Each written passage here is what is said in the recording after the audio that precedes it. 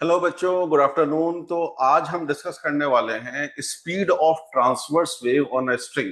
आपने ये बात कई बार एक्सपीरियंस करी होगी कि अगर आप एक किसी रोप को या किसी थ्रेड को आप अगर हॉरिजॉन्टल बिल्कुल रखें और फिर एक एंड पे आप पल्स दे बाय हैंड, तो वो जो एनर्जी है, वो जो पल्स है, वो ट्रैवल करता है through the length of the string और रोप। और जब वो ट्रैवल करता है तो वो रोप के या स्ट्रिंग के शेप को डिफॉर्म करता है लाइक दिस।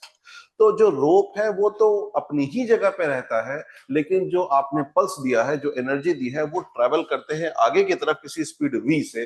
तो इसी स्पीड v को हम निकालने की कोशिश करेंगे। तो इसके लिए मैंने क्या किया कि जो पल्स हमने प्रोवाइड करी है स्ट्रिंग में, इस स्ट्रिंग में जब पल्स ट्रेवल कर रही है और उसने इसके शेप को डिफॉर्म किया, तो मैंने इस शेप से एक एलिमेंट्री मास ले लिया, इस रोप का एक छोटा सा एलिमेंट ले लिया।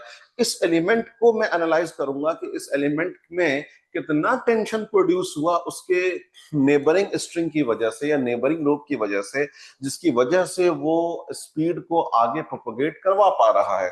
तो उसके लिए मैंने इस एलिमेंट को एक अलग से शो किया यहाँ पे। ये जो मेरा एलिमेंट है इसको मैंने अलग से शो किया। और इस एलिमेंट पे मैंने जब फोर्सेस देखने की कोशिश करी तो मैंने देखा कि एलिमेंट के जो लेफ्ट हैंड साइड में रोप है उसने भी टेंशन टी लगा रखा है, एलिमेंट के जो राइट हैंड साइड में रोप है उसने भी टेंशन टी लगा रखा है। अब ये जो एलिमेंट लिया है ये ऑलमोस्ट सर्कुलर आर्क का है, तो ऑब्वियसली इसके पास एक आर्क लेंथ होगी। इस आर्क लेंथ को मैंने कह दिया it is L, from here to here it is L. मैंने कह दिया it is length of arc is L. अब मुझे निकालना है स्पीड v, जिससे ये जो वेव है वो इस आर्क लेंथ को क्रॉस करते हुए आगे की तरफ बढ़ रही है। तो मैं कॉन्सेप्ट लगाऊंगा सेंट्रीपिटल फोर्स का। मैं कोशिश करूंगा ये देखने की कि जो इस स्ट्रिंग पे नेट फोर्स लग रहा है वो कितना सेंट्रीपिटल फोर्स प्रोवाइड कर रहा है। तो मैंने इस टेंशन को जो दोनों तरफ लग रहे थे कंपोनेंट्स में ब्रेक किया। तो एक कंपोनेंट टी कॉस थीटा तो कैंसिल आउट हो गया, लेकिन नीचे इसका टी साइन थीटा और इसका T sine theta add up होकर टू टी साइन थीटा बन गया। मतलब जो नेट फोर्स लगा वो लगा टू टी साइन थीटा। और यही नेट फोर्स जो है वो centimetre force M V square by R provide कर रहा है। R is the radius of this, you can say the arc of the circle. इस आर्क का ये रेडियस है आर। ठीक है बच्चों। अब ये जो एंगल है थीटा मैंने बहुत स्मॉल लिया है, बहुत छोटा लिया है। जब मैंने एंगल छोटा लिया है तो आपको पता है जब एंगल छोटा होता है तो sine theta can be approximated to theta. तो यही काम मैं करूंगा, मैं साइन थीटा को थीटा से अप्रोक्स कर दूंगा। So I will write it as two T into theta equals to M V square by R. यहां तक तो मैंने कर दिया। अब एंगल क्या होता है बच्चों? एंगल होता है arc length divided by radius. यही काम होता है, तो यही काम करेंगे। एंगल टू टी को तो ऐसे ही लिख दिया, थीटा को मैंने आर्क लेंथ।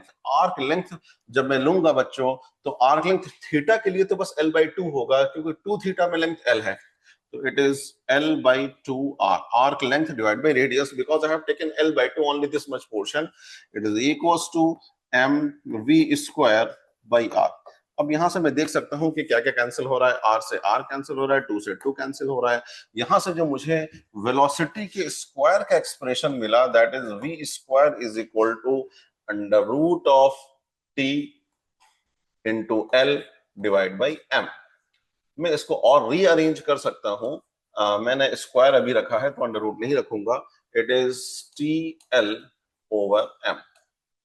अब जब मैं अंडर रूट लिखूंगा तो मैंने स्क्वायर हटा दिया, तो मैं इसको ऐसे भी लिख सकता हूं it is T divided by mass per unit length. Length को नीचे चला गया, and mass per unit length is called linear mass density. इसको हम म्यू से रिप्रेजेंट करते हैं, that is total mass divide by total length.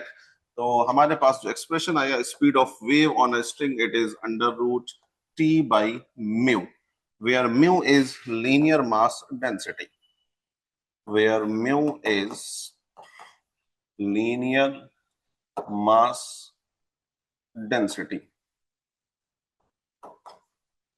that is mu equals mass of the string divided by length of the string।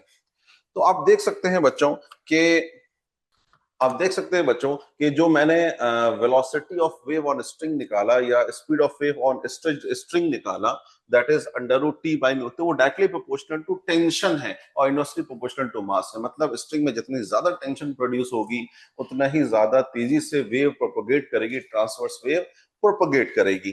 तो इसी तरह हम और डिस्कशन को आगे कंटिन्यू करेंगे नेक्स्ट टर्न पे। Till then thank you.